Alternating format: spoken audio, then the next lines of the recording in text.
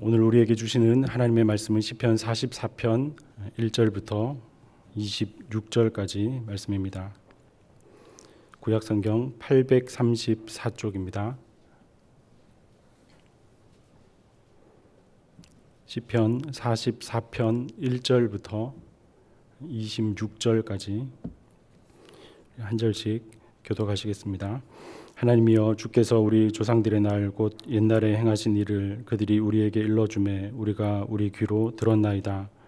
주께서 주의 손으로 뭇 백성을 내쫓으시고 우리 조상들을 이 땅에 뿌리박게 하시며 주께서 다른 민족들은 고달프게 하시고 우리 조상들은 번성하게 하셨나이다. 그들이 자기 칼로 땅을 얻어 차지함이 아니요 그들의 팔이 그들을 구원함도 아니라 오직 주의 오른손과 주의 팔과 주의 얼굴의 빛으로 하셨으니 주께서 그들을 기뻐하신 까닭이니이다. 하나님이여, 주는 나의 왕이시니 야곱에게 구원을 베푸소서. 우리가 주를 의지하여 우리 대적을 누르고 우리를 치러 일어나는 자를 주의 이름으로 밟으리이다. 나는 내 활을 의지하지 아니할 것이라 내 칼이 나를 구원하지 못하리이다. 오직 주께서 우리를 우리 원수들에게서 구원하시고 우리를 미워하는 자로 수치를 당하게 하셨나이다. 우리가 종일 하나님을 자랑하나이다. 우리는 하나님의 이름에 영원히 감사하리이다. 셀라. 그러나 이제는 주께서 우리를 버려 욕을 당하게 하시고 우리 군대와 함께 나아가지 아니하시나이다. 주께서 우리를 대적들에게서 돌아서게 하시니 우리를 미워하는 자가 자기를 위하여 탈취하였나이다. 주께서 우리를 잡아먹힐 양처럼 그들에게 넘겨주시고 여러 민족 중에 우리를 흩으셨나이다. 주께서 주의 백성을 헐값으로 파시며 그들을 판 값으로 이익을 얻지 못하셨나이다.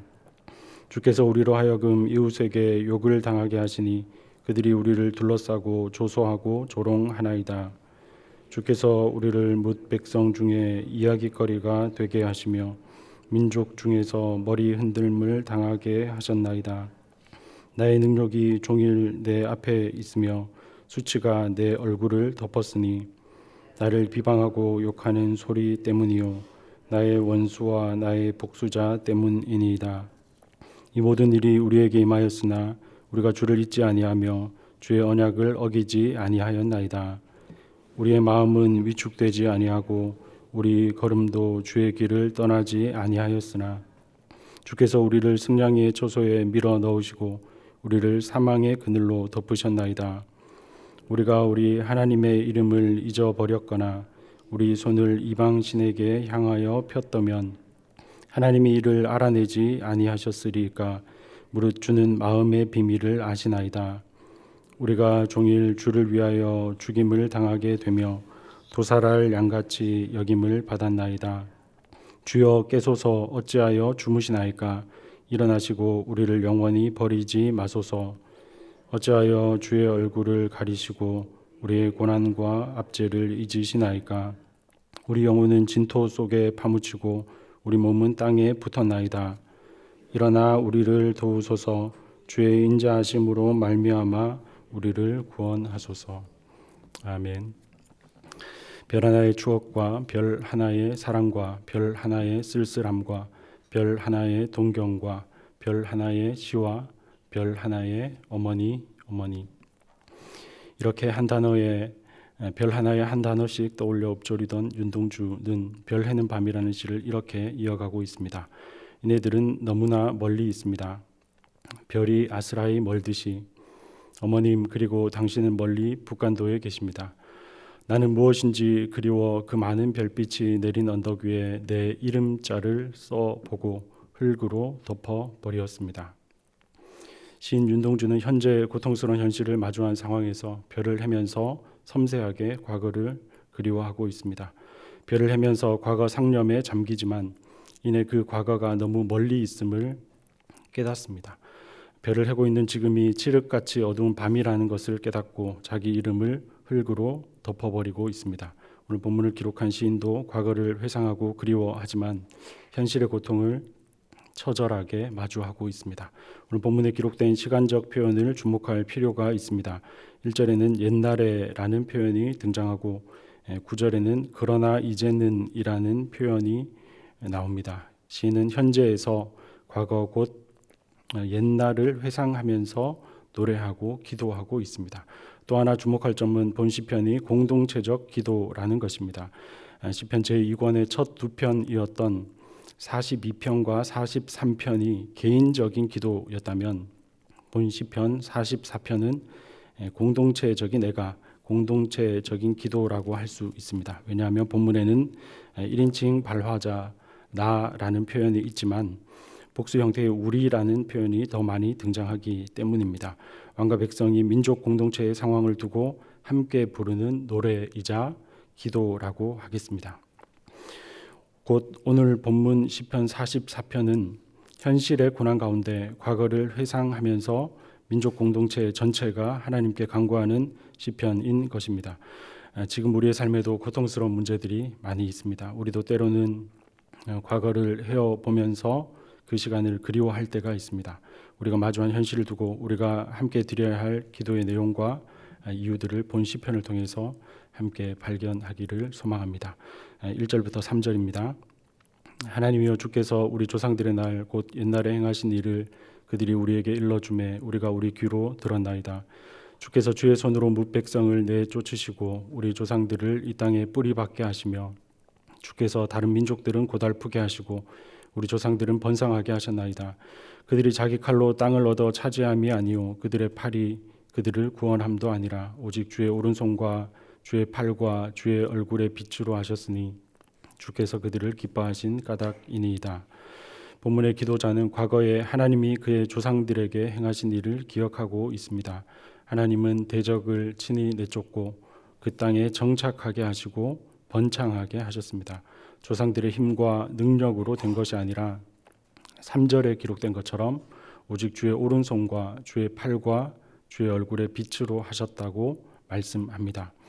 이어지는 4절부터 8절입니다. 하나님이여 주는 나의 왕이시니 야곱에게 구원을 베푸소서. 우리가 주를 의지하여 우리 대적을 누르고 우리를 치러 일어나는 자를 주의 이름으로 밟으리이다. 나는 내 활을 의지하지 아니할 것이라 내 칼이 나를 구원하지 못하리이다. 오직 주께서 우리를 우리 원수들에게서 구원하시고 우리를 미워하는 자로 수치를 당하게 하셨나이다. 우리가 종일 하나님을 자랑하였나이다. 우리는 하나님의 이름에 영원히 감사하리이다. 셀라. 시인은 원수들에게서 구원하시고 승리를 주신 하나님의 이름을 찬양합니다. 우리에게도 이런 평화로운 각오로 기억되는 시기가 있습니다. 하나님을 향해 주님은 나의 왕이라고 평안한 마음으로 고백했던 적이 있습니다.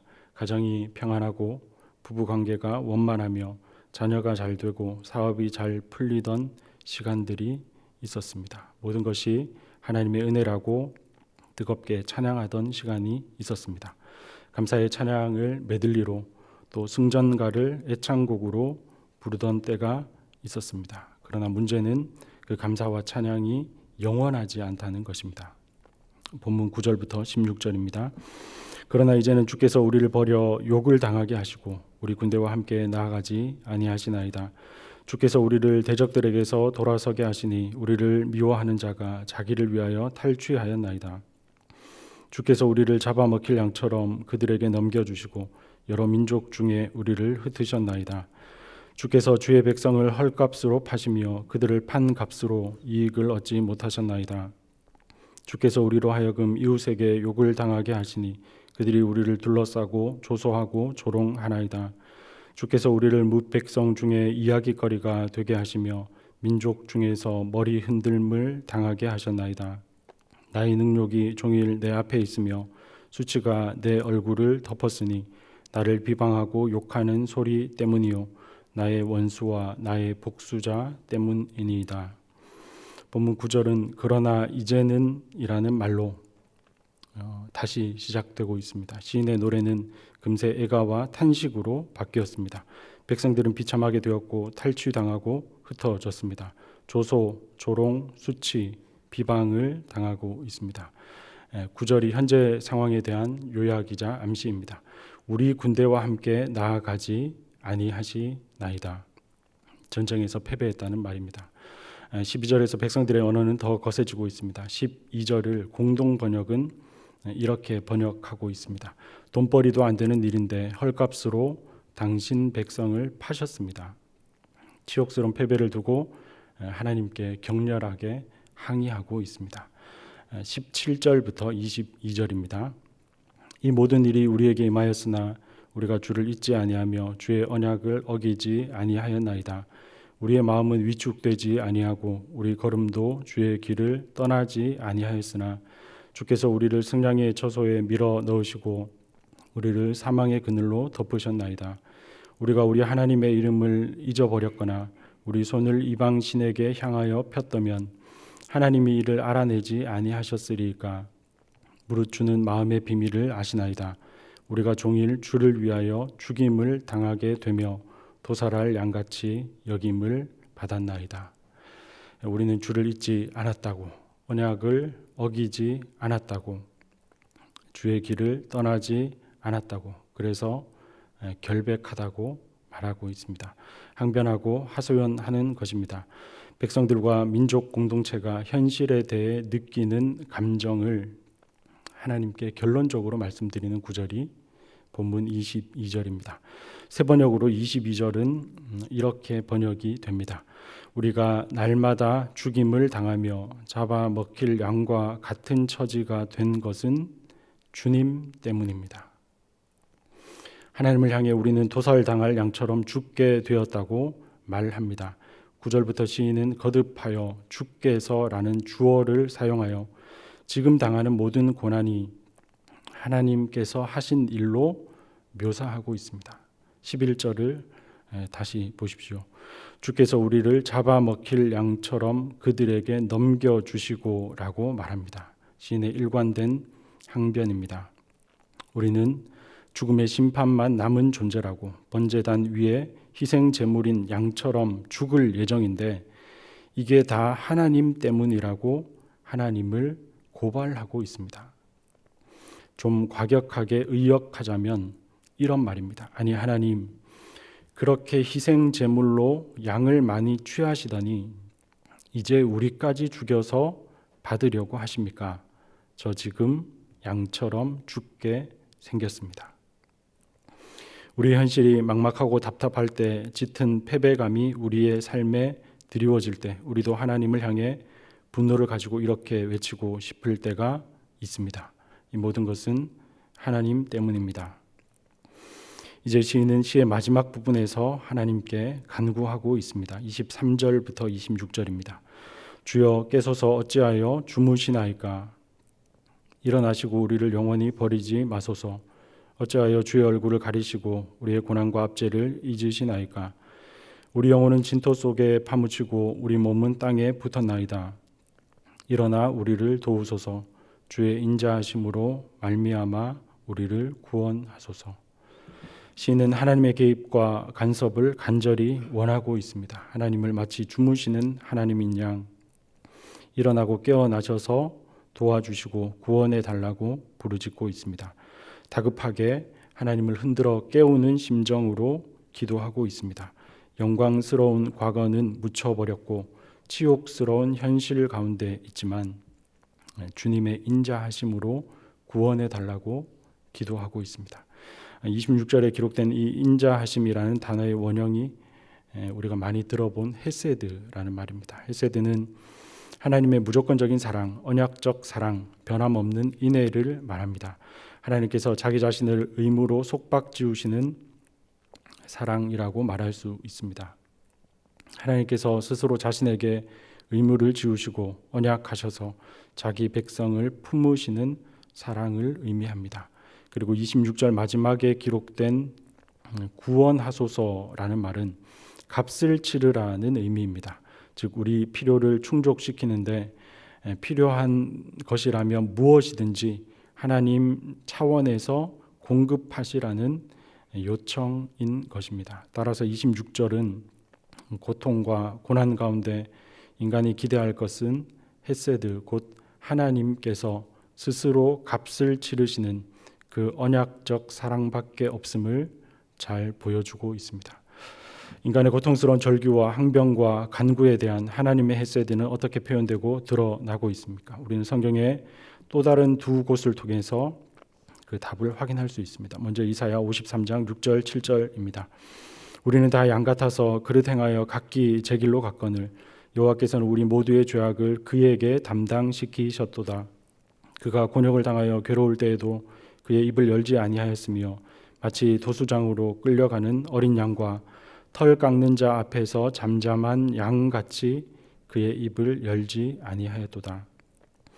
이 구절은 그릇 행하여 각기 제 길로 가는 양 같은 우리를 위해 예수 그리스도께서 도수장으로 끌려가는 어린 양이 되실 것을 예언하고 있습니다. 또 사도 바울은 신약 로마서 8장에서 오늘 본문 44편 22절을 인용하고 있습니다. 로마서 8장 36절입니다. 기록된 바 우리가 종일 주를 위하여 죽임을 당하게 되며 도살 당할 양같이 여김을 받았나이다 함과 같으니라. 사도 바울은 로마서 8장 마지막 단락을 통해 고통 중에 간절히 부르짖는 우리를 그리스도께로 이끌면서 이렇게 말씀합니다. 로마서 8장 32절입니다. 자기 아들을 아끼지 아니하시고 모든 사람을 위하여 내주신 이가 어찌 그 아들과 함께 모든 것을 우리에게 주시지 아니하겠느냐. 이런 뜻이죠. 도살 당할 양같이 매일매일 죽을 것 같은 하루를 보내고 있겠지만 그 대신 도살 당할 양으로 십자가에서 죽음을 경험하신 분은 바로 예수님이시다. 이런 뜻입니다. 이어지는 부분입니다. 로마서 8장 37절부터 39절입니다. 그러나 이 모든 일에 우리를 사랑하시는 이로 말미암아 우리가 넉넉히 이기느니라. 내가 확신하노니 사망이나 생명이나 천사들이나 권세자들이나 현재 일이나 장래 일이나 능력이나 높음이나 깊음이나 다른 어떤 피조물이라도 우리를 우리 주 그리스도 예수 안에 있는 하나님의 사랑에서 끊을 수 없으리라. 그래서 우리는 이 시편을 십자가에서 어린 양으로 돌아가신 예수 그리스도와 함께 읽어야 하는 것입니다. 2025년 신년 첫 주일인 1월 5일 광주의 모 교회 주일 예배에서는 가슴 아픈 기도가 드려졌습니다. 광주의 대표적인 교회 중 하나인 그 교회에서는 최근에 있었던 참사로 단일 교회 중 가장 많은 규모인 교우 4분이 별세하셨다고 합니다. 그날 그 기도는 사고로 장모를 잃고 졸지에 유가족이라 불리게 된 한 장로님의 기도였습니다. 개인적으로 마음이 찢어지듯 아프셨을 테고 그래서 어쩌면 그 기도의 자리를 피하고 싶었을지 모르지만 그 장로님은 개인의 아픔을 뛰어넘어 교회는 물론이고 사고와 관련된 모든 사람들을 품으셨습니다. 깊은 절망 가운데 깨시고 일어나셔서 우리를 도와달라는 공동체의 기도를 드리셨습니다. 하나님의 위로와 긍휼과 인자하심을 베풀어 달라는 기도를 드리셨습니다. 우리가 드리는 매일의 새벽 기도가 이런 기도여야 한다고 믿습니다. 고통스러운 현실 가운데 있더라도 하나님께서 일어나시도록 요청하고 우리 하나님의 구원을 기대하며 끊을 수 없는 그리스도의 사랑을 확인해야 합니다. 오늘도 끊을 수 없는 사랑에 감사하며 주 예수께 잡힌 바 된 그것을 잡고자 달려가는 우리 모두가 되기를 소망합니다. 기도하시겠습니다. 인자하신 하나님 아버지, 도살당할 양 같은 우리를 불쌍히 여겨 주옵소서. 아무 흠과 죄가 없으시지만 우리를 위해 친히 어린 양 되셔서 십자가에 달려 돌아가신 예수님을 다시 기억합니다. 그 십자가로 인해 우리는 하나님으로부터 영원히 끊어질 수 없는 존재가 되고 그리스도 안에 거하게 된 줄 믿습니다. 우리가 함께 가정과 교회와 민족의 뼈아픈 현실을 위해 기도할 때 우리 기도를 들으시고 일어나셔서 도살 당할 양 같은 우리를 구원해 주옵소서. 과거에 주께서 행하신 일을 기억하고 인자하신 하나님을 신뢰하며 끝까지 기도하는 저희들 되게 하옵소서. 어린 양 되신 예수님의 이름으로 기도드립니다. 아멘.